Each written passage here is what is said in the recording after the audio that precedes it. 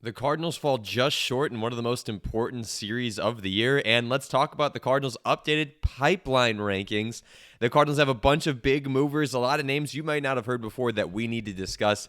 Thanks for tuning in to the St. Louis Cardinals Daily podcast. My name is Andrew Teuscher. And it sucks that this is where we're at, and a series against the Phillies is a massive deal because the Phillies are, let's just face it, a better ball club than us. But when you're trying to make the wild card spot, this is going to be a series you have to try and take. We have a relatively easy schedule for the rest of the way, and the Phillies are one of the hardest parts of it remaining, which is the good news. The bad news is the Phillies are one of the teams that you're chasing. We could catch the Diamondbacks instead. Let's see what happens there. The Phillies probably will slot back into that 2 spot, which they've been in for most of the late spring, summer.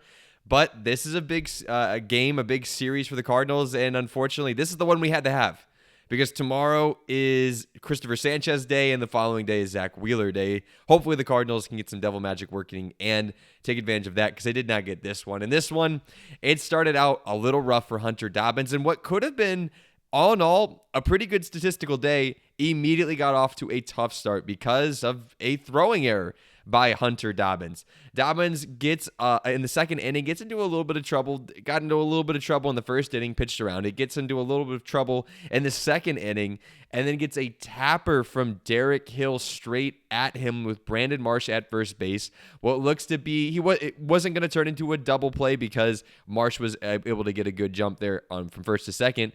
And Dobbins just goes to throw out the guy at first after looking that way and slings it well past Alec Burleson. One of those where, as Brad points out in the booth, the pitcher just isn't used to making that throw. They try to put a little finesse on it, but the rest of their body is moving a little bit quicker.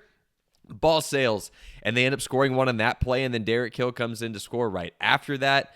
And if the Phillies tack on another in the fifth, and by the time Dobbins is out of the game, the Phillies find themselves up with a 3-0 lead. And again, 2 of those runs probably shouldn't have come across the score. And in fact, they go across as unearned runs. But they are added to Dobbins' problem and the Cardinals' problem at the end of the day because he couldn't get that throw made. So another fine game for Hunter Dobbins, but it should have been even better. Luckily, the Cardinals finally got the bats going after being no hit through the 5th inning and taking that into the 6th and only achieving 1 walk, a near perfect game for not Christopher Sanchez, not Zach Wheeler, not Jesus Luzardo. It was their number 5 in the rotation, prospect who hasn't been able to do anything this year. Andrew Painter was the one giving Cardinals troubles. And let's be honest, I see a lot of people on Cardinals Twitter and other spaces saying, the Cardinals, of course, are getting tortured by this guy who's awful, and, we can't get anything going against him. We suck. We're awful, even though we eventually go on to score 5 runs in this game, which is acceptable. But 2 things are true. 1, Painters have a tough season. 2, he's not just blatantly awful. He belongs in the big leagues, and as we've seen with Matthew Liberatore, there are times when a pitcher just has a day. I think Painter has a day. He clearly has good stuff and committed it well enough. Regardless, we should have been able to get to him in some way. So I don't think it's a complete abomination that we didn't really get to him, but at the same time, you can't be no hit by Andrew Painter. But the Cardinals break that up in the 6th inning with break up that 1 walk no-hitter. J.J. Herrera and Burley get a little rally going in order to make it 3-2. So the Cardinals pull within 1 run in what looked like a runaway game for the Phillies. And then Caleb Ferguson and the bullpen end up making it a bit more out of reach. Ferguson walks the bases loaded in the 7th, which included walking the 9-hitter Stubbs, their catcher, who is the smallest catcher in Major League Baseball. I don't have stats on that, but that is a little dude behind the plate. He ends up giving a double up to Schwarber as well. He makes it 4-2 by the time he's out. Gordon Graceffo then came in, pitched really well to get out of the initial trouble that he was in, and then the next inning ends up giving up quite a few runs, makes it 6-2, and now the game seems out of reach. It looks like the Cardinals' classic scenario that we've had for much of the second half of this year, and then we mounted a comeback in the 8th inning, and that's what I want to spend a lot more time talking about. The magical 8th inning that almost was. The Cardinals entered the 8th inning down 6-2, and the Cardinals' bats need to come alive. I mean, again, I don't think Andrew Painter is some horrible scrub who is never going to ever pitch well. At the same time, like I said, you can't be nearly no hit by Andrew Painter. And the Cardinals finally have that offense break out a little bit. Herrera and Burleson have back-to-back doubles. That makes it 6-3. Mason Wynn doubles on a ball off the pitcher into right field. I don't know if you guys saw it, but it kicks off the pitcher. The second baseman was going to go to the direction of where the ball was going to go, but because it deflects off the pitcher, it skeets into right field, and Mason Wynn legs out a double that was, if it were a better throw, would not have been a double. So the Cardinals getting a little bit of luck there, make it 6-4 as Burley scores on that, and then Jose Fermin comes out, and he's Mr. Reliable at this point with runners in the scoring position. He drives in a run, making it 6-5 with the Cardinals one out. Runners on first and third, and you'll never believe it, we don't bring the run home. Jimmy Crooks strikes out Brian Torres with a hard hit ball, but to center field. It would have scored if he was the player previous in Crooks' position, would have been a sac fly to tie the game, and unfortunately not. Arguably, Mason Wynn could have scored on the ball that brought in Jordan Walker, the single, Jose Fermin single. I would have liked to send him there. I know it would have been a close play. Mason Wynn's athletic. He's a good runner. I would have liked to see if he could have scored because I just didn't have hope in the rest of the guys, but I get it with one out. The Cardinals go on to lose 6-5. We fall to 59-60. The Cardinals are now 4 games back of the Diamondbacks, who were 3.5 games back of a wild card spot entering last night. So we just lose half a game against the Diamondbacks. What's really good to see in this game is the top of the order get going again, outside of J.J. Weatherholt, who all in all didn't have a great game. Ivan Herrera went 2 for 5 with a double. Alec Burleson with 2 for 4 with a double and 3 RBIs. His 81st RBI of the season. 5th now in RBIs in all of baseball. Jordan Walker, speaking of RBIs, way up there. I believe Walker's 4 and Alec Burleson's 5. Jordan Walker went 1 for 4 in this one. Mason Wynn 1 for 4 with that double, which really shouldn't have been a double, but still a ball put in play. Your core, your top guys are putting something together, and that's huge for this team. We need to see more of that, because that's really the bright spot of the season going forward, is that those guys look good, and it's epic whenever you see them look good. It's kind of like in soccer. The people get the most excited when your star scores. It feels the best when the guy who's supposed to score does. That's what this feels like. Whenever your guys who are supposed to do their thing, do their thing. So good to see the bats come alive. It's the same team. It's a similar way that we came alive last time. So hopefully they can come back at the end in tomorrow's games and make up for this. Unfortunately, again, it's Christopher Sanchez and Zach Wheeler. So we'll see if that happens. But hey, if you think it's going to happen, head on over to Call Sheet and make your trade on it. On Call Sheet, you can trade every single game. Right now, of course, we're invested in J.J. Weatherholt, Rookie of the Year. Get out of here, Sal Stewart. But if you don't want to just put anything on the Cardinals, I get that. I'm one of those people who doesn't want to emotionally invest and financially invest in things. I want those separate. So I put money on J.J. Weatherholt, Rookie of the Year, because it was so obvious and cashed out on it when the results spiked. But if you don't want to do that, there's who's going to win the World Series or darn near anything else you can possibly think of. Shoot, if aliens are going to be revealed as real, yes, it's out there on Call Sheet. Who's going to win the next reality TV show and much more. On Call Sheet, you're trading against peers in a live market. There is no house, and as probability changes, you can buy in and out of your position for a limited time. Download the Call Sheet app. Use code FanArchBaseball to get $10 free when you trade 10. KALSHI. Call Sheet. Trade on anything. Talk about the pitching a little bit, because there was some mixed results on the day, and Hunter Dobbins personified that more than anyone else just in his day alone, because, again, that horrible, terrible play that made that second inning much more than it would have been. Outside of that, pitched a pretty solid day. 5 innings pitched, 4 hits, 3 walks, 1 earned, 3 runs total, though, and 6 strikeouts. You can see the swing and miss stuff working for him, which is awesome. Just gave up 4 hard hit balls. Guys are not making a ton of solid contact off him. He's just got to avoid the walks.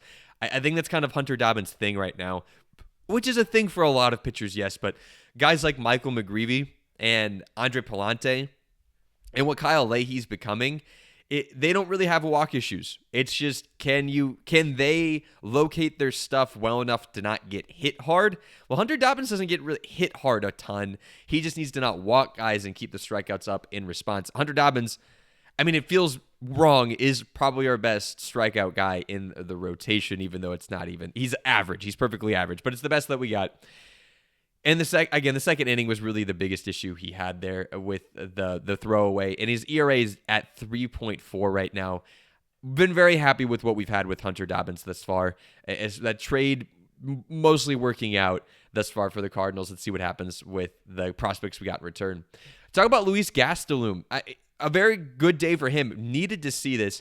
Commanded all 3 pitches well for the first time I've really seen him in one. He goes an inning in the third. 0 hits, 0 walks, 3 Ks. Just got pulled for attempting to go with the platoon advantage there with Justin Brule. Really solid day for Gastelum. I really needed to see it. I think emotionally he needed to have this. Awesome to see. But then after that, Caleb Ferguson, who's been really, really good, kind of blew it for the Cardinals as well. The Cardinals lose by 1 run, and, well, Caleb Ferguson gave up a run and looked horrible not recording an out. And Graceffo, up and down, came in, shut down the issues Caleb Ferguson was causing, and then had issues of his own, giving up 2 earned runs, which ended up being very consequential for the Cardinals. So I mostly am not pointing out a ton here. The bullpen isn't great, but I really liked what I saw out of Gastelum. Hopefully he can keep that up going forward because he could be a massive piece. I mean, the Cardinals, if they want any shot of doing anything in the back half of the season, they need a setup guy to go with Riley O'Brien, and Gastelum could be that if he keeps up what he did today. All right, last thing I'm going to talk about and spend some time on. The Cardinals got their latest MLB pipeline update from MLB.com, and people are getting excited about the Cardinals pipeline. I saw this Keith Law quoted on 101 ESPN, and this is as transcribed by AJ Stone on Redbird Rants. The Cardinals farm system is clearly in the top 10 in baseball, possibly trending toward the top 5. I have to quote Keith Law here because people don't believe me when I keep telling them, based on Fangraphs reports and other things, that we have one of the better farm systems in all of baseball. So, hey, Keith Law is the athletics expert on this. You take his words, not mine. And the updated pipeline rankings really prove how true this is. This is a Ray Malure of Cardinal Chronicle. Great website. Go look at it. He keeps up to date with the shifts in the pipeline rankings because pipeline updates, but they don't tell you where they moved. They just shows you where they are now. So he highlights where some guys have moved. And so I want to talk about the new top 5 because there's some names in here you may not know as well. At the top, you know him, Raniel Rodriguez, Ranrod. The future is what we should start be calling him. The Hulk, his nickname. He's still our top prospect. He's now number 12 overall in baseball. It's ahead of guys like Max Clark and George Lombard Jr., who are having big seasons in the major leagues right now. I just want to say that because that's the kind of prospect he is more highly regarded than those guys. Liam Doyle is still number 2. Joshua Baez at 3. And Doyle, by the way, having phenomenal success at Double-A. Could be on his way up to AAA before the end of the season. That's legit, which makes him coming up next year very realistic, which would be epic. Joshua Baez still at 3. I mean, he's mashing 252, 324, 572 slash 33 home runs, second most in the minors. The strikeout issues have not gone away, still at 29%. Alexander Frias is one of the guys I want to talk about more. Added to our top 5, ascends from being the number 11 and the Brewers prospect ranks to our number 4. He's 18 years old in high A. Again, the guy that we got for the JoJo Romero and Dustin May trade. On the season, a 964 OPS.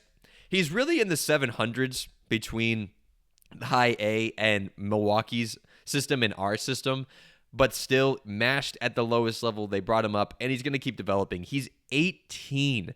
But he's got that 60 grade power and one of the more exciting prospects in baseball. He'll probably be top 100 if he can continue to develop entering next year, and then sky's the limit from there. Just phenomenal power, a guy the Cardinals really need to work out, or really could use working out, or cash in as a trade chip, I think will be more than likely. Tanner Franklin is the last guy I want to talk about. And this is a guy that's soared up rankings. I've been following him. I've mentioned him a time or two, but not exceptionally because he's not gotten the national recognition that he's regarded. And I'm not a scout.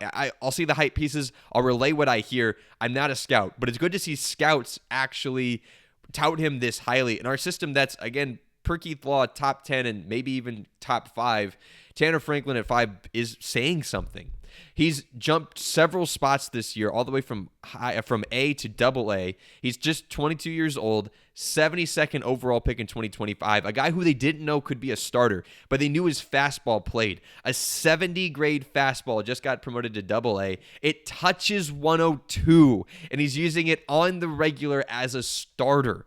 A lot like Liam Doyle, honestly throwing harder, more throwing as hard as Brandon Clark, except for he's controlling it better. The main concern around him is his walk percentage. And it's not great right now, but it's not horrible. It's a guy at AA. Major league average walk rates around 7 to 8%. He's up at 10.3, so that's certainly not good, but it's something you can keep working on with that strikeout rate. Now, it is 6% since July, so that is worth noting. Tanner Franklin's a guy that the Cardinals could see in the next couple years, and this group of pitchers that we have is incredibly exciting and is significantly different than what we've had in recent past. So keep that in mind. Appreciate you guys being here. Don't forget to like, subscribe, comment. Please take a second, hit the like button. It helps the page a lot. Hit the subscribe button. Let's get to 2K. And don't forget to tell a loved one, let's go Birds.